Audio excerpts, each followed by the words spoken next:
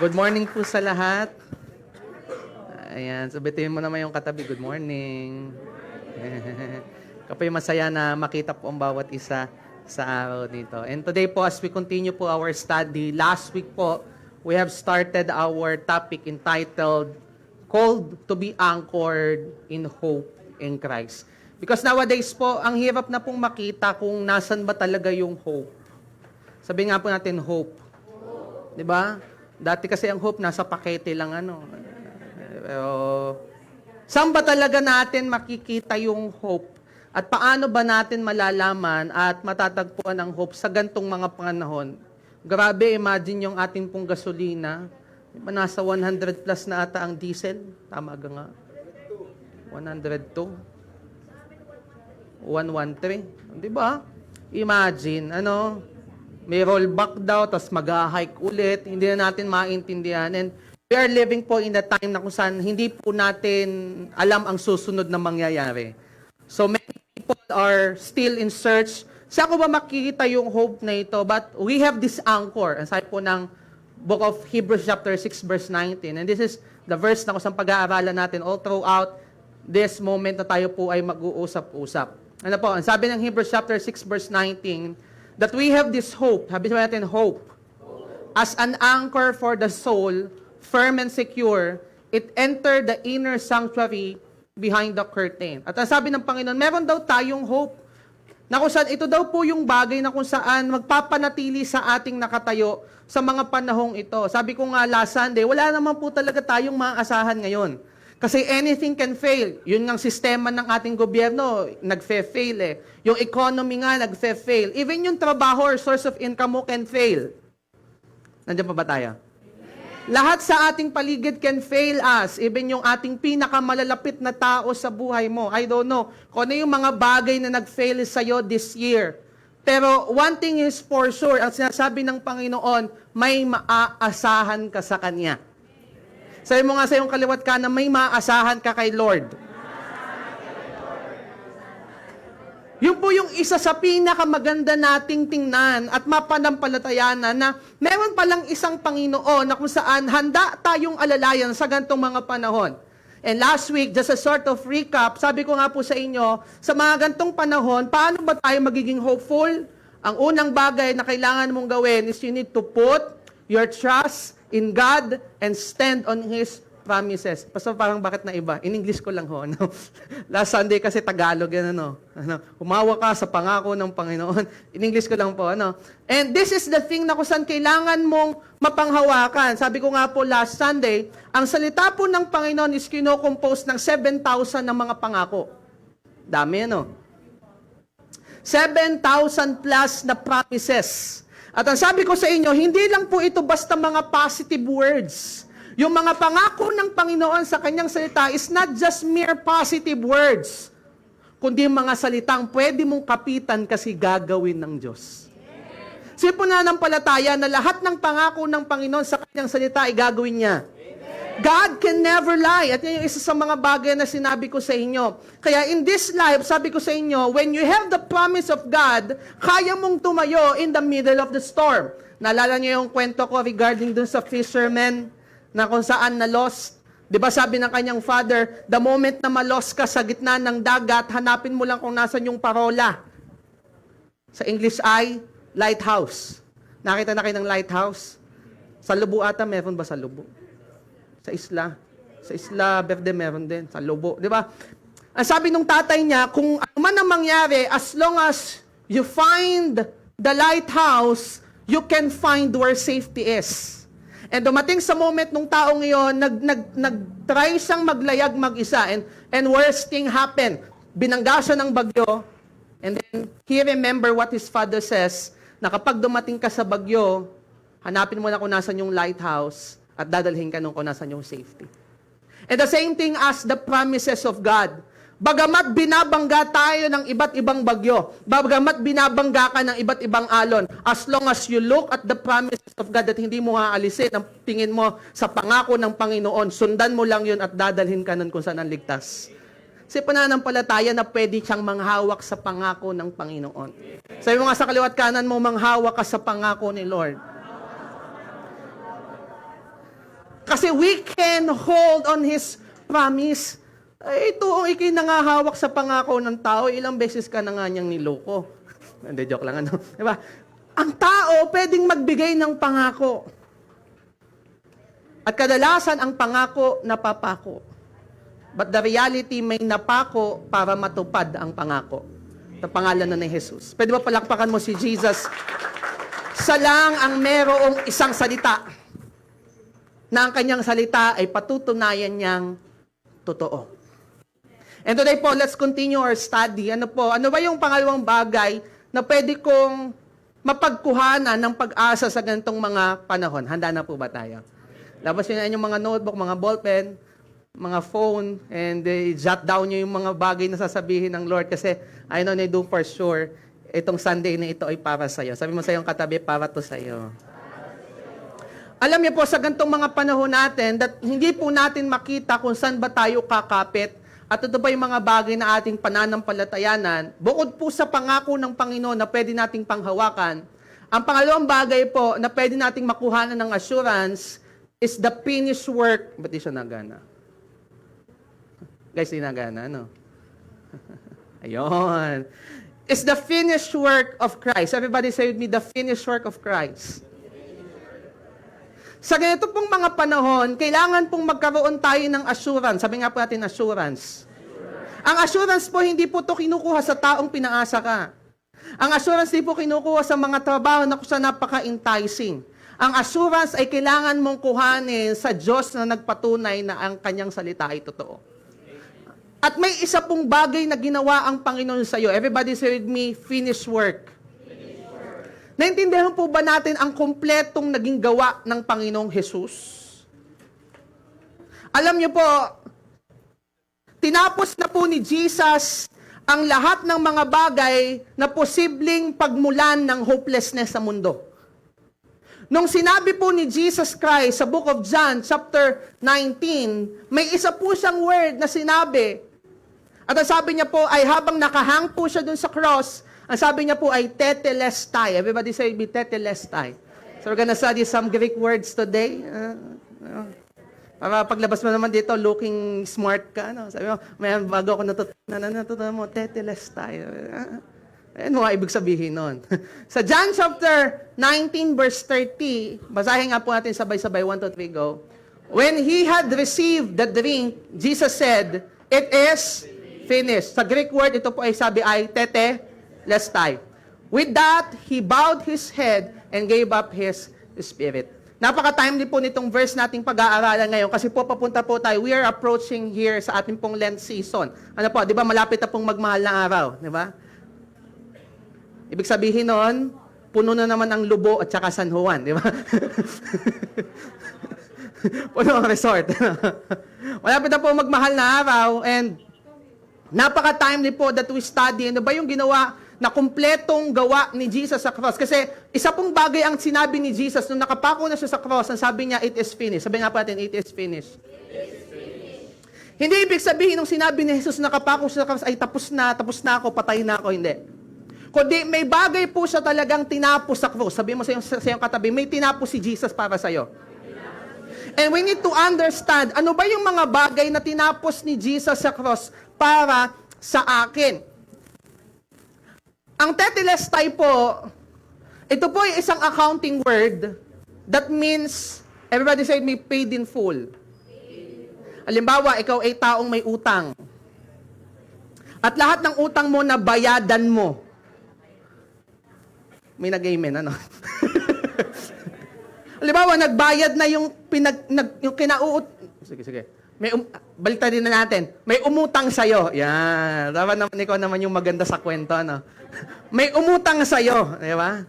And after a term, halimbawa, 3 months yung term ninyo, nakapagbayad na siya. Pag nagbayad na at kumpleto na ang bayad niya, ano po ang status na? Sabi nga po natin, tetelestai. So, nung nakapako si Jesus sa krus, ang ginamit niya pong terminology is more of an accounting term during that time na ang ibig sabihin ay bayad na. Hindi lang basta tapos na, kundi ang sinabi ni Jesus Christ ay bayad na. The question is why? Kasi ikaw at ako, nung tayo po ay napalayo sa Panginoon, nung tayo ay nagkasala sa Panginoon, ikaw at ako ay may pagkakautang sa Diyos. Kahit anong yaman mo, salapi, ano man ang fame na meron ka, may utang ka pala. At ang ginawa ni Jesus when He hung on the cross at sinabi niyang, it is finished, ang meaning talaga ni Jesus, bayad na. No remaining balance. Grabe. It is finished. Tinapos na ni Jesus. It is all paid off. Kaya po ang sabi ng Colossians chapter 2 verse 14 that He canceled the record of the charges. Inalis niya daw lahat ng pagkakautang mo, lahat ng mga pagkakasala mo against us and took it away by what? Nailing it to the cross. Nung napako si Jesus sa cross, diyan nagsimula na tinapos na ng Panginoon ang mga bagay na kung saan pwedeng panggalingan ng hopelessness mo dito sa mundong ito. Ano ba yung mga bagay that made you hopeless? Yung studies mo ba? Yung health mo ba? Yung business mo ba na hindi mo alam kung mag-i-strive? What are the things that made you see hopelessness sa buhay na ito? Church, I want to present you a good news. Binayadan na ni Jesus. Pwede ba palakpakan mo si Jesus? Ano bang mga binayadan ni Jesus para sa iyo? Welcome guys. Pakita ko lang sa inyo yung resibo. Ito ba'y kasalanan? Ito ba'y kakahiyaan? Ito ba ay mga past mistakes mo? Or ito ba'y mga mistakes mo na gagawin mo pa? Ito ba'y mga future mistakes? Rejection, loneliness, slave to law and sin and death, spiritual death, lahat ng mga bagay yan. At napakahaba pa pong listahan. Lahat ng yan, binayadan ni Jesus para magkaroon ka ng buhay na ganap at kasiyasiya. Jesus gave you the life at the expense of the cross.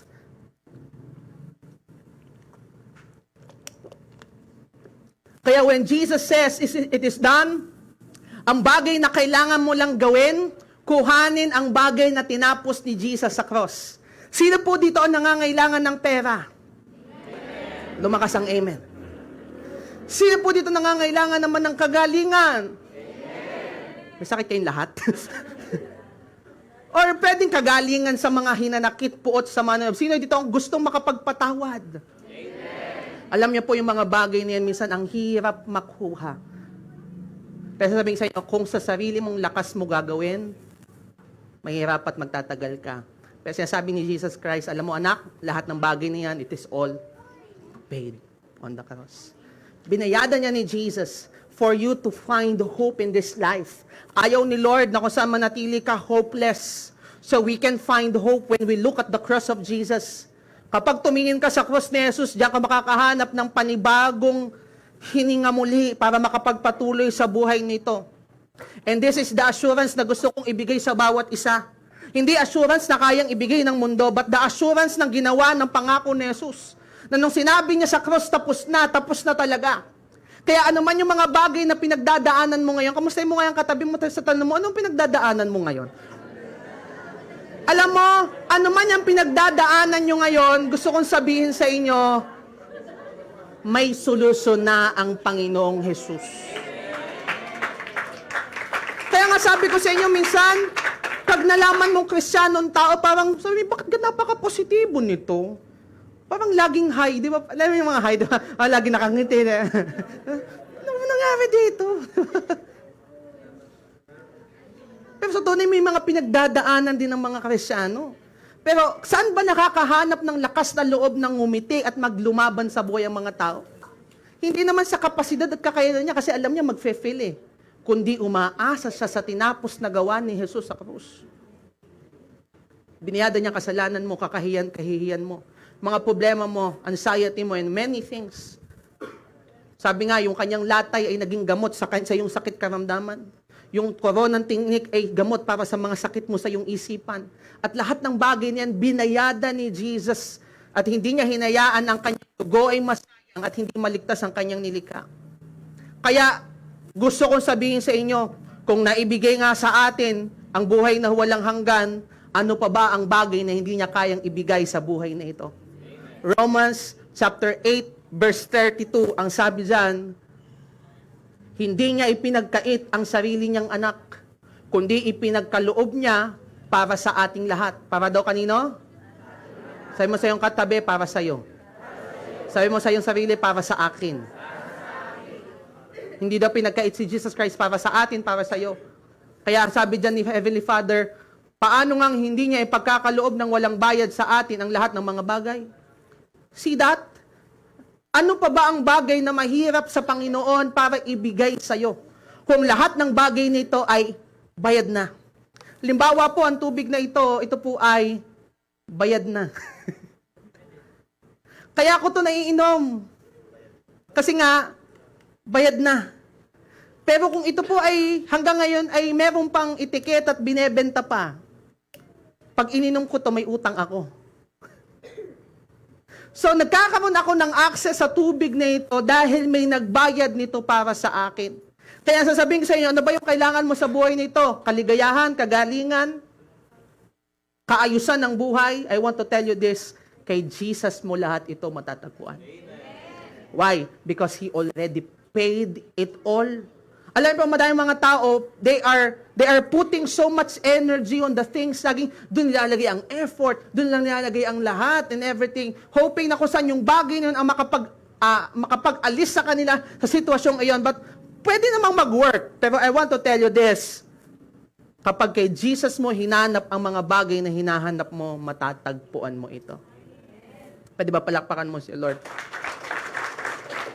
Kaya kung maghahanap ka ng isang bagay na pwede mong panghawakan, hawakan mo yung kumpletong ginawa ni Jesus Christ sa krus kasi kumpleto na ito. Amen? The third point,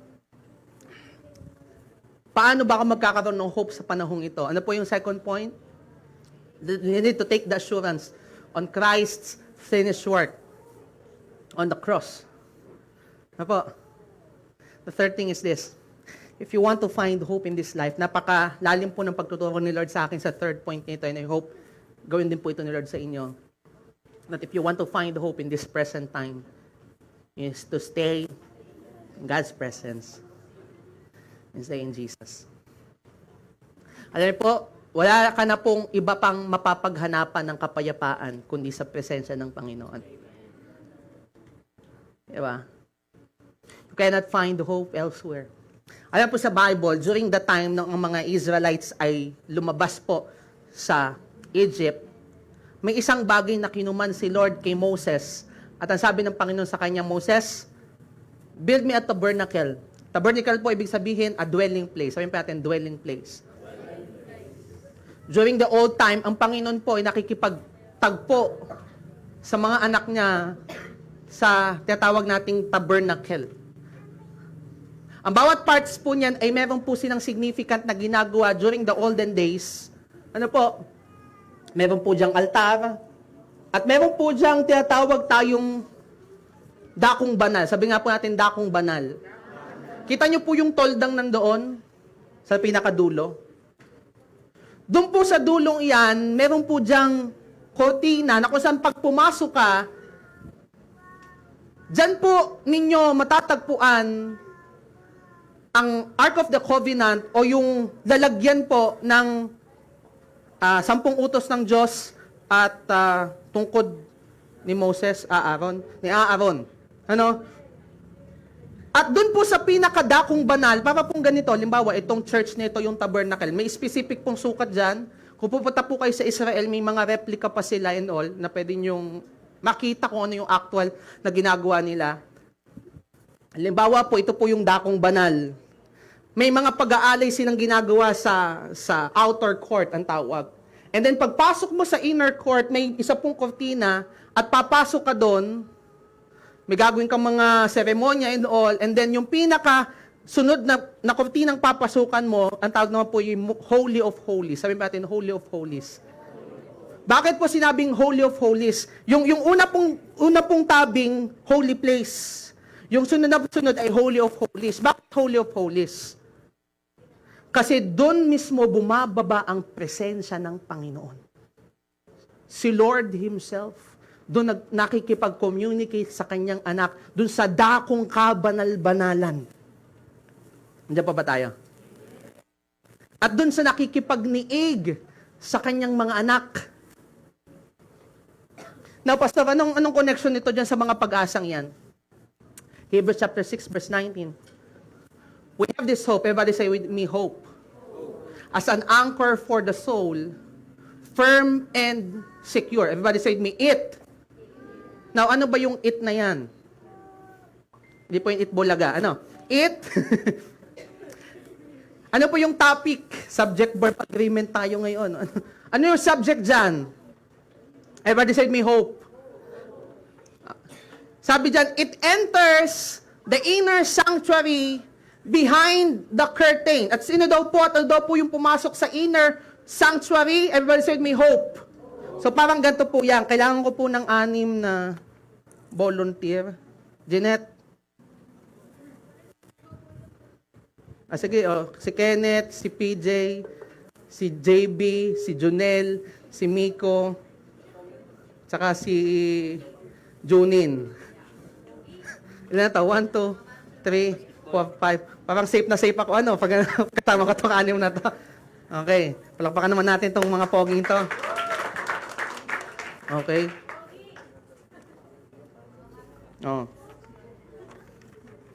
Kayong dalawa dyan, inyo yan. Ito, iyo. Ito, iyo. Yan. Magkaroon tayo ng konting reenactment. Pwede ba? Mas maintindihan natin itong verse na ito. Okay. Everybody say with me, hope. Okay, dito ka, hope. Okay.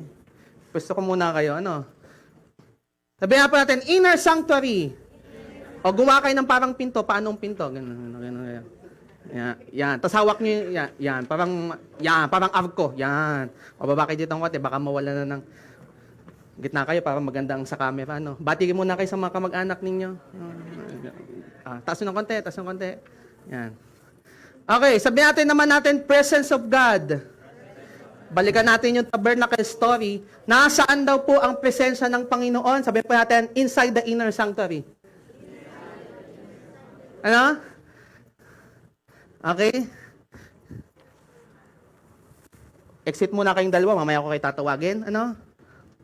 Doon muna kayo sa sulok na yan. Okay. Balikan natin ang Hebrews chapter 6 verse 9. Tulungan nyo ako. 1, 2, 3, go. We have this. Ito ang hope natin. As an anchor for the soul, firm and secure. At ang sabi dyan, it. Pasok daw. Saan? Inner sanctuary. And it enters in the inner sanctuary behind the curtains. Nagkatama lang talaga.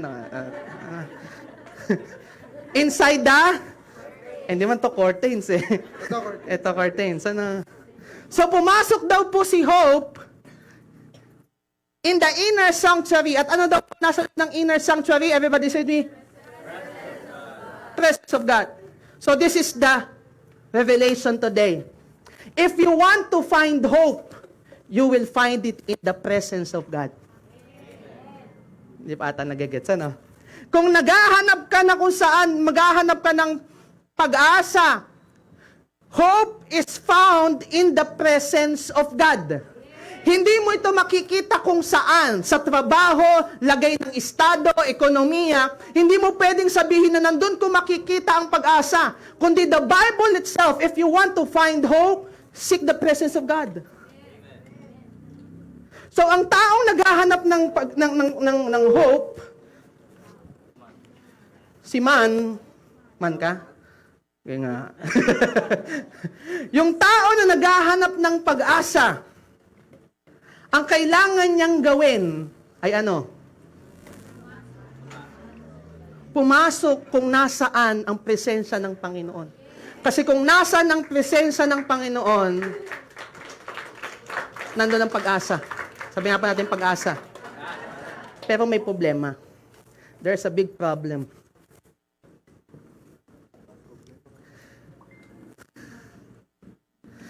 Ang tao ay may kasalanang nagawa sa Diyos. Kaya po ang inner sanctuary ito ay walang access ang tao. Papasukin mo, tapos wag niyong papasukin. Pasok ka dali.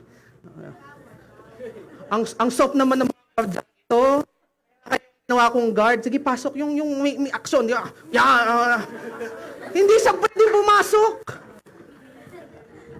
At diyan po pumasok si Tetelestai. Sa po nusod na verse, basahin mo nga Kenneth with me, 1, 2, 3, go. We have this hope as an anchor for the soul, firm and secure. It enters into the inner sanctuary behind the curtain where our forerunner, Jesus Tetelestai, has entered on our behalf. Pasok ka dun. Everybody said me, on our behalf. Kaya binayadan ni Jesus yung bagay na hindi mo kayang bayadan para ang taong ito, pasok ka, pagbawalan ninyo. Tapos sabihin mo, Jesus, pwede na siyang pumasok. Pwede ka na pumasok. O sige, ikaw muna. On our behalf nga daw eh. O pasok na. Ay makapasok ka din inside the presence of God. So you can find the hope in the finished work of Jesus, because the finished work of Jesus, it enables you to enter itong presence of God. And when you are in the presence of God, I want to tell you this, yung hope ay makikita at matatagpuan mo. Ang hope ay nasa kalapitan po natin kay Jesus. Kasi wala tayong magagawa na kung saan pwedeng mag-produce ng pag-asa. Ang makakagawa lang ng pag-asa ay yung nanagumpay sa cross at make access sa presence of God, at wala na po dong hihigit kundi ang Panginoong Jesus. Palakpakan po natin si Jesus. Guys, thank you very much. Upo na kayo. Inyo na yan, pwede nyong ipalaminate. So we have this hope. And this is what I realize. The hope is not something. Hope is someone. Ang dali kasi pong pwedeng sabihin na, hindi, mayaman naman ako. Dami akong business. Anak ako ni Henry C. So anong pang iwaworry ko sa mundong ito if everything is provided? Ekonomiya nga, pagdating nga nung COVID-19, walang mahirap, walang mayaman. Yung pera, parang walang value, di ba? What is money? Paper only, di ba? Pwede dumating sa ganung punto. Hindi mo pwedeng ipagyabang na ako naman, pastor, ay malakas. Pwedeng malakas ka ngayon, 2-3 days after, nasa ospital ka. Because we cannot find hope sa mga bagay that is pwedeng mag-fail. Because hope is never, and wag mong hahanapin ng hope sa mga bagay dito sa mundo. Hope is someone. Listen to me, look to me. That hope is Jesus. Palakpakan mo si Lord. Jesus, period. Hindi mo mahanap ang hope sa tao o sa anumang mga bagay. Ang hope ay maharanasan at mahahanap mo inside the presence of God. So today, we have understand how we can be anchored in hope in Christ. At isang bagay ang tinovote sa atin ngayon ng Panginoon, we need to stay in Jesus and stay in the presence of God. Can we close the lights? I hope that this message today ay may bagay na finix sa sarili mo. Kasi I don't know, baka you are searching for hope for many things and you know things may fail you or things already failed you. Pero I want to tell you this, there is a present hope. This is not based on things, but it's Jesus. Hope is not something, it's someone.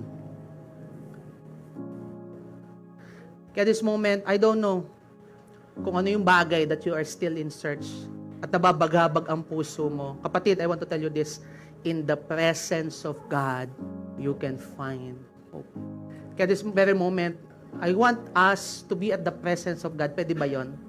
I want us to seek the Lord today. I want us to enter into His presence. Na anuman yung mga bagay na yan, alam mo kapatid, kung papasok tayo sa presensya ng Panginoon ngayon, lahat ng bagay niyan, papaltan ng Panginoon ng pag-asa. I want you right now, as we stand in our feet, sige tayo tumayo, and as we worship God today once again, as you lift up your hands, I want you to find your hope in Jesus. I don't want you to find hope sa iyong strength. I don't want you to find hope sa trabaho mo, but I want you to find hope in the presence of God. I want you to find hope in Jesus. Sige, just close your eyes.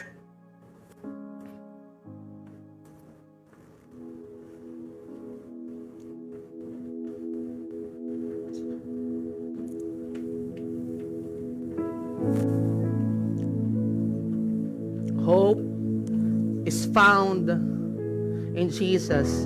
And today, ano man yung mga bagay that feels hopeless sa buhay mo, as you come in the presence of God, I know and I do believe, papaltan ni Lord yan ng bagong hope.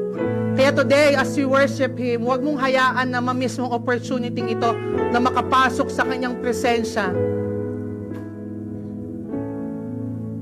Kasi alam niyo, nakakasawa ng umasa sa mga bagay na kung saan it can fail us.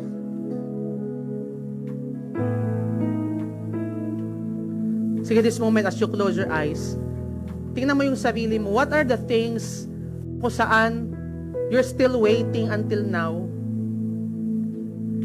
Kung dumating man sa punto na kung saan you find yourself hopeless na, Lord, parang hindi na mangyayari yun. Lord, parang ang aming marriage hindi na talaga maayos.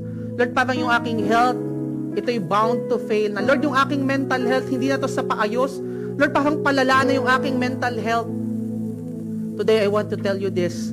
As you come at the presence of Jesus, papaltan ni Lord ang mga bagay. Pag-asa. Pwedeng hindi magbago agad ang sitwasyon mo. Pero today, ang binago niya yung puso mo. Nagkaroon na siya ng pag-asa. Kaya if you are that person, today, huwag mong hayaan to pass by this moment na hindi mo natatagpo ng presensya ng Panginoon.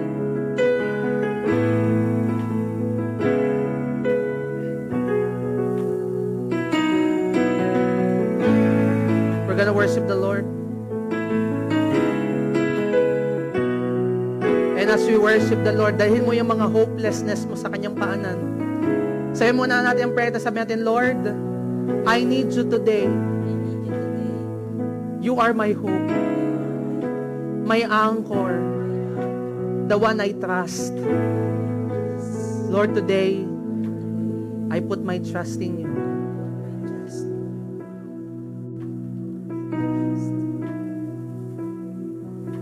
I trust in you all of my days. I trust in you all of my ways. I trust in you all your promises. You never leave me. You never leave me, nor forsake. Help me live to know you more. Lord, I put my trust in you. Lord, I put my trust in you.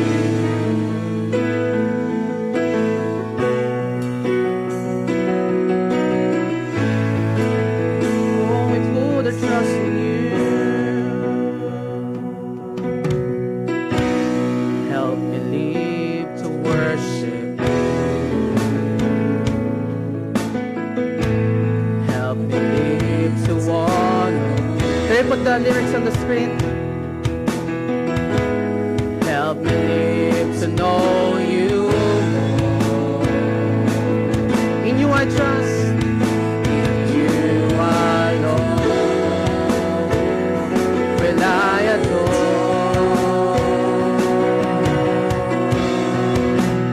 Take me by your hand. Lead me to your will and lead me to your will.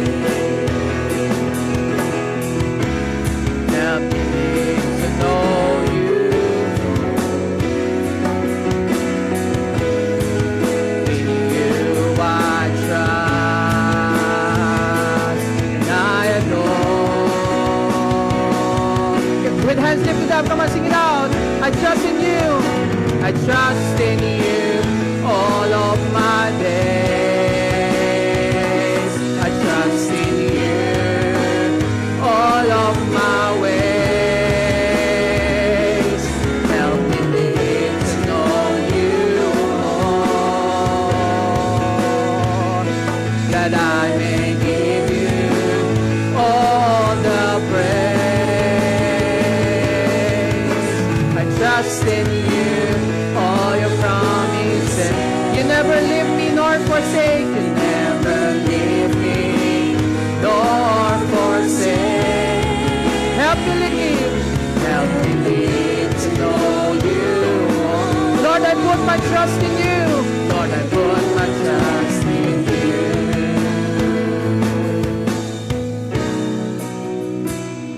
Continue to put your trust in the Lord. Come on. The Lord is here right now.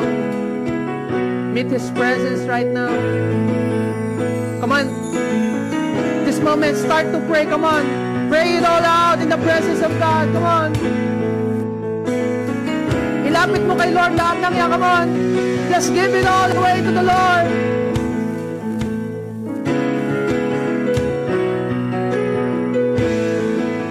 Come on, just talk to the Lord right now.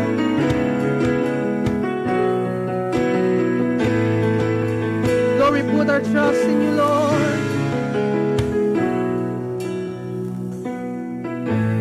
I trust in you always. I trust in you always. I trust in you always. Lord, our blessed hope. I trust in you always. I trust in you. Oh, I trust in you always. Lord. Pwede ba ikaw lang sabi mo sa Panginoon talaga? I trust you, Lord. I trust in you always. I trust in you. Lord, listen to the prayer of your people. In you always. Lord, kami isa pa, with hope in our hearts. Oh, I trust in you. Oh, oh. Come on, ang Lord ay nagbubuhos ng hope ngayon. Come on, let your spirit receive this hope that comes from Jesus as you put your trust in the Lord. Lord, I trust in you. I trust in you always. I trust in you always. I trust in you always, Lord. I know you know this next song, but as we sing this song, kaya mo na ipasok mo ang sarili mo in the presence of God. Go where the hope is at wala nang iba kundi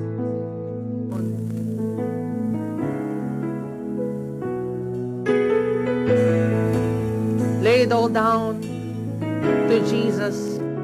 Lay it all down at the foot of the cross. Kamay, ilagay mo yung sapanan ng krus. Ano ba yung mga bagay na kung saan bigat na bigat ka na at matagal mo nang daladala ka mo, ilagay mo yung sapanan ng krus right now.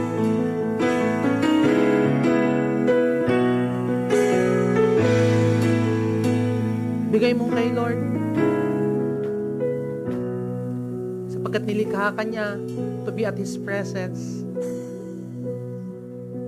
Ako'y nilikha sa diyang pa. Hindi ka niya nilikha para sa mga bagay na yan. Hindi ka nilikha ng Diyos for you to be stuck sa mga nakaraan na matagal nang tapos na.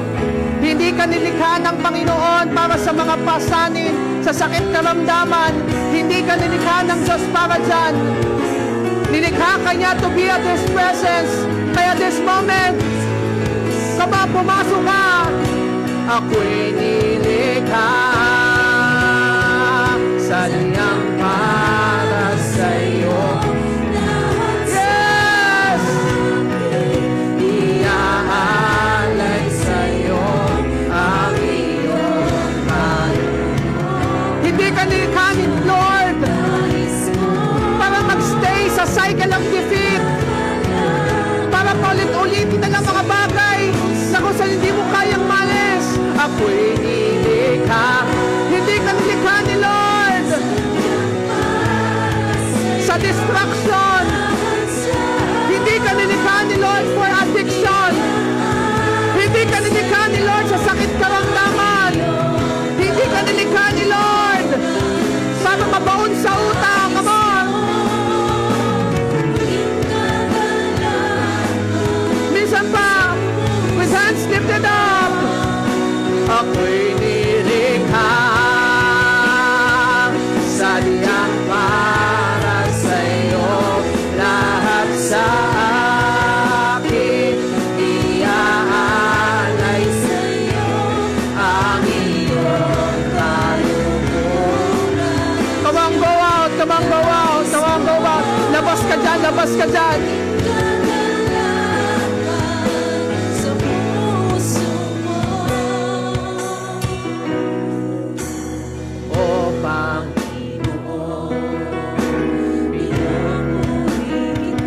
Ako'y naririto. Ako'y naririto upang sambahin ka. Mapagkailanman itataas kita. At sa aking buhay ikaw. We just lift up your voice. Ako'y nilikha. Sadyang para sa'yo, lahat sa akin iaalay sa'yo ang iyong kaluluran ang siyang nais ko. Come on, stay in the presence of God. Sa puso mo. Ngayon, I want to tell you this, nakapasok ka na ngayon in the inner court. You are now in the presence of God. And I know you can feel it right now that you are in the presence of God. Ngayon may bagay na pinapalitan si Lord sa puso mo. Anak, it is all paid. Kaya makukuha mo yung mga bagay na kung saan you are hopeless. Bakit ka magkakaroon ng hope? Because tetelestai, it is all done. It is finished at the cross. May bagay ako tinapos. And right now, as you are in the presence of God, sige, magsumbong ka kay Lord. Sige, magsumbong ka. Magsumbong ka.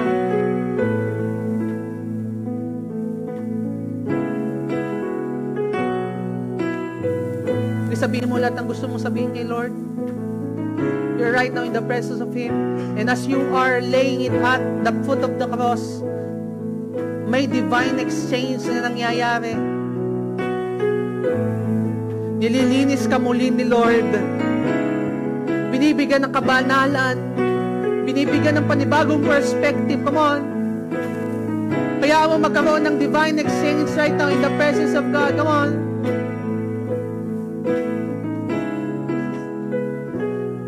Nilikha ka ni Lord para to be at His presence.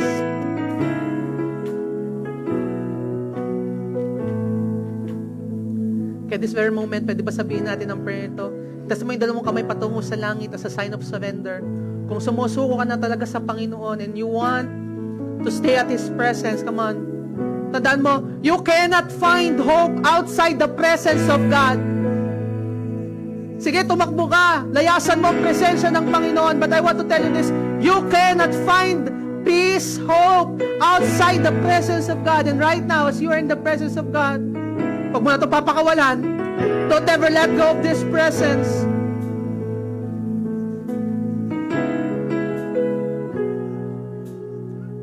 Sabi mo sa Lord, Lord, kailangan kita. Sa oras na ito, sumusuko ako sa iyo. Maghari ka sa buhay ko. Maghari ka sa puso ko. Maghari ka sa bahagi ng buhay ko na kailangan ng hope. Lord, I surrender to you. Ito'y desisyon na pangangatawanan ko na simula ngayon. Salamat, Lord, sa panibagong pag-asa na binigay mo sa puso ko. I love you, Lord. Sa pangalan ni Jesus. Ako na magpe-pray, Father, right now. You have heard their prayers. Lord, I seal it by your blood. Continue to stay in Jesus. Pamawisan pa, let your hands be lifted up. Ako'y nilikha sa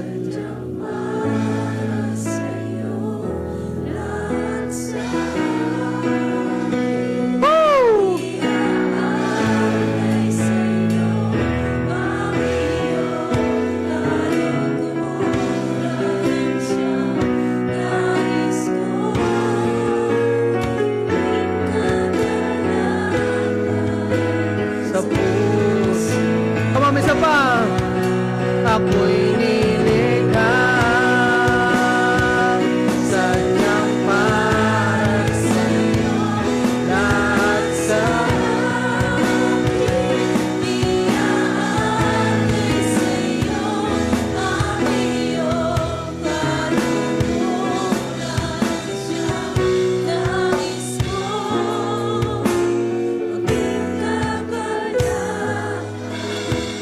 sa puso. O Panginoon,